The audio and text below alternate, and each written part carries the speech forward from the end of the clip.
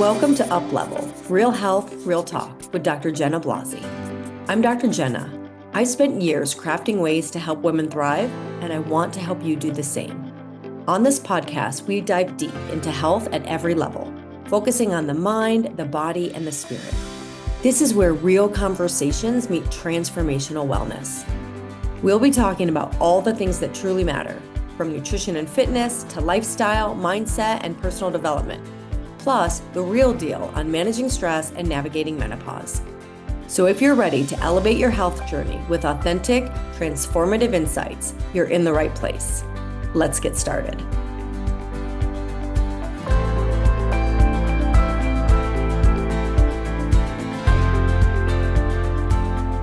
Hello, and welcome back to Up Level, Real Health, Real Talk with Dr. Jenna. I'm Dr. Jenna, and today I want to talk about, kind of following up on the theme from last time, let's start that summer reboot. Let's talk about what is a gut hormone reset in a safe, healthy, foundational way, rather than a quick fix, tax your body more way that we see online, or just drink this fancy drink and everything will change for you. There's no magic bullet. There's no fancy formula, like just drink lemon juice and water and your whole life's going to change. But little changes can make a big difference. For those of you watching me on YouTube, you might notice I have some lipstick or something in my hair. My daughter thinks it's cute, and it just is what it is. So welcome back. If you've been feeling off lately, maybe you're bloated, maybe you're irritable, maybe you're feeling disconnected or more tired than usual, you're not alone and you're not crazy. All right. So today's episode is your reminder you're not crazy, you're not alone, you're not broken. Your body's just asking for something different. It's asking for some change. And as I talked about last time, summer is actually one of the best times to begin to implement change. So let's dive into what this could look like, because summer can allow us the opportunity to gently reset our gut, reset our hormones. And you don't need a 90-day overhaul to get started. I know not everybody's ready for that. They're not ready for maybe a bigger transformation. And so summer can be a really perfect time. We talked about this in the last episode, that idea of waiting till fall and why summer's perfect. Summer gives us sunlight, lighter foods, more movement naturally, and a more natural motivation to shift out of stagnation. Your nervous system tends to be more relaxed, which is key for digestion, for hormone repair. So again, instead of waiting for fall, and I say again because I talked about this last time, that's what the last episode was about, this is a time to work with your body's seasonal rhythms, not against them. So today I'm going to walk you through 5 simple shifts that can help bring your metabolism, your digestion, and your energy back online. And I will share how we support this inside the Sexy Summer Shift protocol that we just launched for those of you that want to dive a little deeper. So let's revisit why summertime is the ideal time to reset. We have sunlight, lighter foods, all of the things I just talked about. We're more relaxed. And so instead of waiting for fall, when schedules actually get packed, when there's less light in the day, right? Light gets shorter, days start getting shorter, and the stress kicks in. This is the time to work with your body's rhythm, as I said. And we have this idea, waiting till fall, but we think, okay, we're back in the routine of things and the swing of things. But that swing is your old habits. Let's start something new. And so summertime's a great time to do that. So I'm going to discuss 5 small, they are small, but powerful ways to support your gut and your hormones this summer.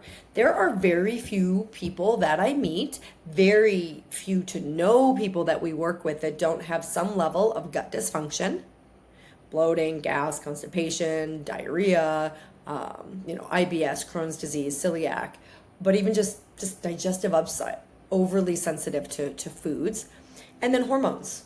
I mean, most of us have these out of whack in some way. And the notion of hormone balance is a little bit misleading because we don't have a chart that says this is where your estrogen should be for you to feel great. This is where, now for fertility, we have some guidelines. For bone health, we have some guidelines. But women especially, we are sensitive to the fluctuations in hormones. And so when you're told, for example, that your testosterone is low, well, one woman feels great at one level and somebody else feels great at a different level. We don't have a guide really because we're very individual. So resetting, so to speak, and I give pause with using the word reset. I really do, because I think it's overused today of like, hey, 3 days to a new you, and it can be very misleading.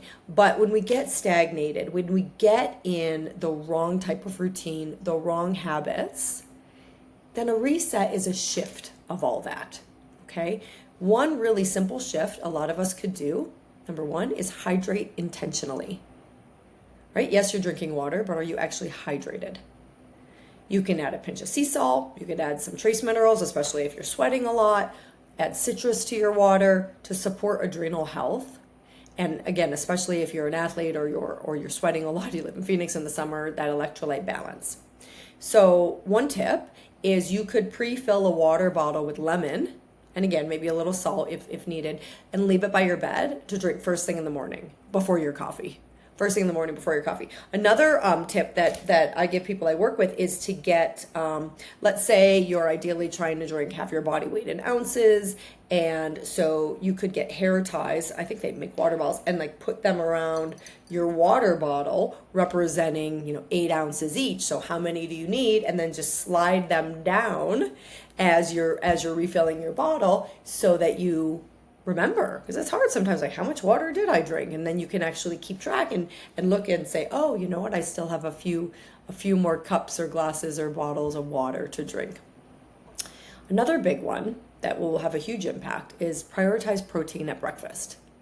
Now, I have found, depending on your workout regime and depending on your individual health, some of us, we need those carbohydrates at breakfast, and some of us do better with protein and fat. So we have to, the protein, that's why I always like structure a meal plan around protein. And then let's figure out for you, is fat a better fit for you feeling satiated and sustained, or carbohydrates? Are you doing a lot of cardio? Like what is that balance?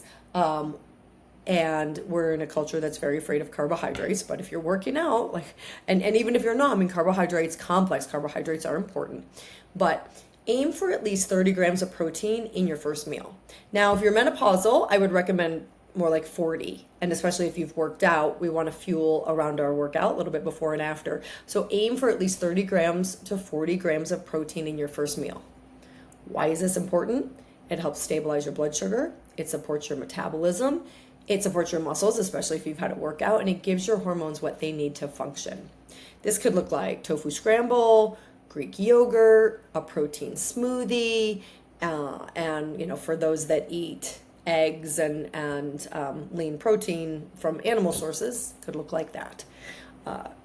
One of my shift patients, I hear this actually quite frequently, is like, I didn't even realize how foggy I felt. I didn't even realize how I was just mindlessly snacking and feeling really subpar until I shifted this and the protein habit kicked in, and it really changed a lot. You're setting yourself up for a successful day. I see a lot of people that have an energy crash in the afternoon based on how they fuel or don't fuel in the morning. The whole intermittent fasting phase for most women is not helpful, especially if you're working out. You will crash or overeat later in the day. And we've seen this confirmed in studies where they're actually monitoring how much people are eating, and people that kind of are starving themselves or fasting longer term in the morning. Again, everything's individual. There's going to be that one person that's like, I do great with intermittent fasting, but this is for the majority. What we see in research and what I've seen in my practice is that, but more importantly, what we've seen in research is that people that have a substantial breakfast actually have fewer cravings and eat less throughout the day, and less in that last meal, which is when a lot of us tend to binge, is later in the day, especially if we've deprived ourselves in the morning. So, second healthy habit, prioritize protein at breakfast. Number 3, and this is a big gut piece, is support your digestion daily. The digestive mode is the parasympathetic nervous system mode. Sympathetic, to reiterate this, is your fight or flight. It's your stress response. It's your run from the bear.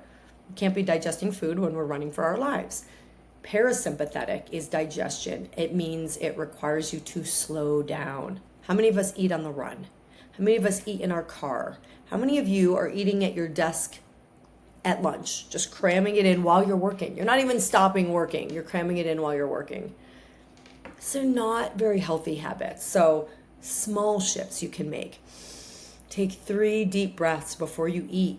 Add bitter foods like arugula, lemon water, apple cider vinegar to meals. You know, in France, I lived in France after I graduated from high school. And in France, like bitters are part of their diet. Like even kids eat bitters because it's part of their diet. And they're not short order cooking, you know, chicken nuggets and pizza for their kids. They're actually, the schools are supporting families and feeding the kids healthy meals, but bitters are a part of their diet. And so bitters are really, they start the digestive process. So they're really important for digestion. So it doesn't have to be dramatic, right? 3 breaths, add some bitters, be present. When we're eating on the run, when we're eating at our desk, we're not being present. I remember reading a study years ago that showed they gave pizza to 2 groups of people, and one were working on the computer or doing something else while they were eating the pizza, and the others were just present with the food. On average, those that were just present with the food and they were not multitasking, they were not working or watching something or whatever it was, they ate 300 fewer calories. So they ate less pizza, 300 fewer calories, and they felt more satiated. So they ate less and felt more satisfied. When we eat mindlessly, when we're not present, it's actually not very satisfying. I think I mentioned in the last episode, I love chips. If they were healthy, I would eat them all the time in all forms. And if I do eat chips, there is not a lot I like less than getting to the bottom of the bag and realizing there's none left, and I didn't even appreciate it. I didn't even remember that I just ate the whole bag. So being present makes a big difference. And so these people, like when we eat when we work and we eat on the run, we're actually ending up most of the time eating more calories and being less satisfied. So remember, healthy eating and gut health and hormonal health is not about depriving yourself of all your favorite foods. Pizza can be a part of your diet, but if you do it in an intentional way and in a way that you're present, then it can be more moderated, right? You can have a healthier outcome as opposed to binging and restricting, which is a vicious cycle. So that is your tip number 3. Number 4 is crowd out inflammatory foods. Again, it's not about being perfect. It's not about never eating XYZ. I mean, there's some things I can't imagine ever eating again that I ate in my youth, but it's not a restriction. It's just not appealing to me. But there are things, right, for you, maybe like pizza, like French fries, certain things that you're still going to have in your diet most likely. So you don't have to go full elimination long term. Just start crowding out what's not serving you. This can be a huge impact. So focus, target refined sugars, processed foods, alcohol, processed snack foods especially. That's why they always say shop the perimeter of the grocery store. So you're going to get more whole foods and fresh foods and not so many of the packaged stuff, which can look really good, especially if we shop when we're hungry. So try this. Replace afternoon crackers with chia pudding and berries. Use avocado oil and olive oil in your cooking, getting those healthy fats. These changes compound and your gut lining will thank you. The processed foods, the heavily processed foods that are overly sugared, overly salted, deplete of nutrients, and then sometimes they try to just throw nutrients back in there because they're so depleted, they take a toll on our system. And so switching to more whole foods, again, just by crowding out, not by going all in and going, I can't eat any of these things, and then typically the pendulum will swing back the other way if we're too restrictive. Begin to crowd out the unhealthy foods. 5th tip, get natural morning light. Go outside for 5 to 10 minutes within an hour of waking. Sunlight on your eyes ideally. No sunglasses, no contact lenses. This is a hard one for me because I put my contact lenses in first thing in the morning, and it really makes a difference when the sunlight hits the eyes and the retina and goes to the back of the eye, and it stimulates our natural melatonin and cortisol rhythms, our circadian rhythm. this helps. So getting the sunlight on your eyes. Now you can do this when you wake up in the morning as well, even just by opening the blinds and letting the light hit your eyes. This helps regulate cortisol, melatonin, your entire circadian rhythm, as I just said. And this affects digestion. It affects your mood. It affects your metabolism. It affects your sleep. Morning sunlight affects your sleep because you're regulating the relationship between cortisol when it's supposed to rise and melatonin starts to come down. And then at night, cortisol is supposed to come down while melatonin comes up. And most people are in a flip circadian rhythm. They're exhausted when they wake up. Their cortisol is not really there for them when they wake up. And then they're wired and tired when they try to go to bed. The cortisol is really high.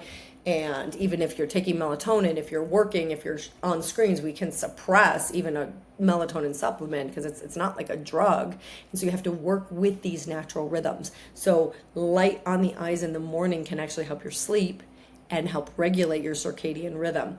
And you can pair it with a walk. If you have a lot of people have dogs, like walk your dog, just sit with your tea. This is simple. It's powerful. It's free. Except for the cost of your tea or your coffee, it's free.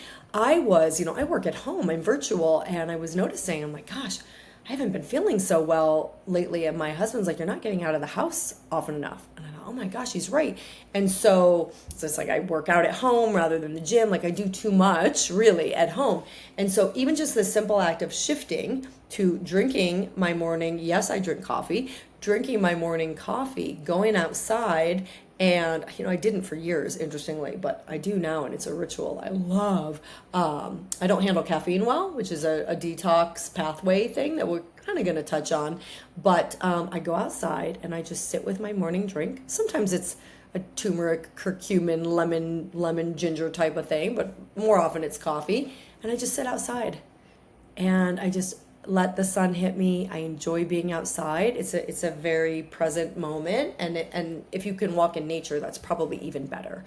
But that morning light will make a difference. I want to tell you that I have had clients who started with just 2 of these, like for example, maybe just hydration and protein, and they saw massive shifts in their cravings, in their bloating, in their mood.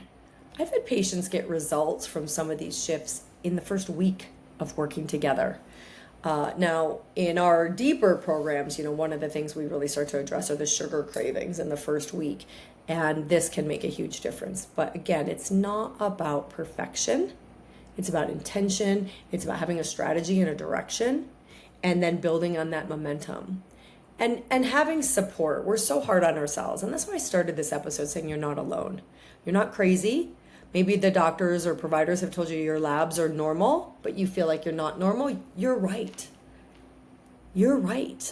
The lab values don't necessarily represent what's optimum. They represent what's normal for, some of the lab values are based on 150-pound men. Some of the lab values are based on sick people, like thyroid labs based on people with thyroid disease. So your labs may be quote unquote normal, but that doesn't mean they're optimal. It doesn't mean you're healthy. And so you are not alone. You're not crazy. You deserve to feel better. When we're bloated, when we're tired, when we're irritable, when we feel disconnected with our body, that matters. It matters. I believe we all should be thriving. I believe we all have a purpose. And if we're not really thriving and living our best lives, you've heard me say this before, we're not bringing our light to the world. And the world needs as much light. The world needs as much light as we can possibly bring. So again, not about perfection. Even just doing one of these things, 2 of these things can make a dramatic shift. And speaking of shift, as I touched on last time, we have launched our Sexy Summer Shift protocol. So if you're ready to go deeper, this is exactly what we do in the Sexy Summer Shift. It is a 30-day root cause reboot, all right? Root cause.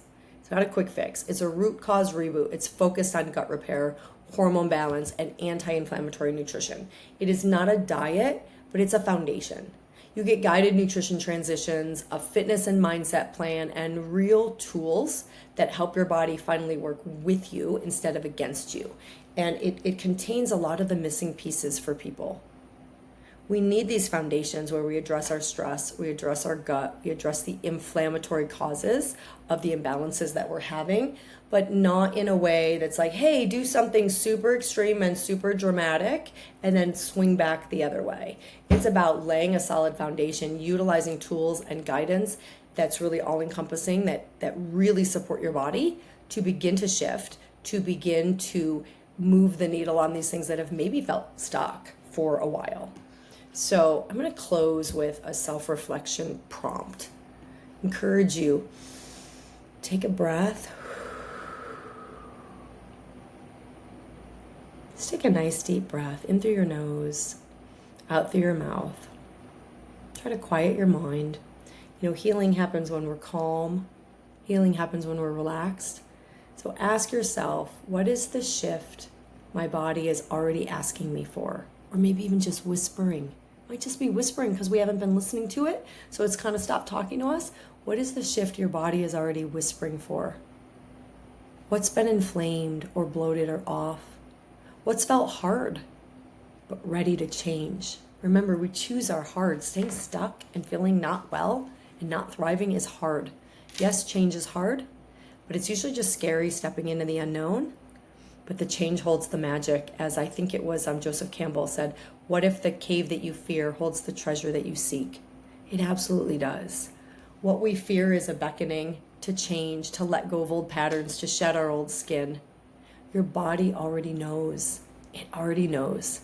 So let's practice listening. Let's practice listening. You don't need to wait for September or the next crash or the next 30-day challenge. Start with one shift. One shift. Support your gut, feed your hormones, breathe into your nervous system. You absolutely can start listening now. And supporting your gut and your hormones doesn't require perfection. Just intention and a decision that you want to get better, that you're going to take those steps towards getting better. So I'll ask you, what is one shift you'll make today? Just pick one. What is one shift that you'll make today? And if you want a clear path, if you want to dive deeper, the Sexy Summer Shift is open now. It is currently on sale for a limited number of people, so the link is in the show notes. Your body is ready. Your body is ready. It's just our old paradigm and our mind getting in the way. So the question is, are you ready? Are you ready? So thank you so much for listening. Next time we're going to get into hair loss. This is a big topic. So different types of hair loss, what we can do about it, because I know so many people, especially women, who are struggling with hair loss. So that's what we're going to dive into next time. But I hope to see you all inside the Sexy Summer Shift. But regardless, thank you for listening. And again, if you found this helpful, share with a friend, leave us a 5-star review, and I can't wait to see you next time. Take care. Thank you for joining me on this episode of Up Level, Real Health, Real Talk. I hope today's conversation inspired you to take the next step in your health journey, one that nourishes not just your body, but your mind and spirit as well. Don't forget to subscribe so you never miss an episode. And if you found value in today's episode, please leave a review. Until next time, keep learning, keep growing, and keep thriving. And remember, true wellness is a journey, and you are on the right path.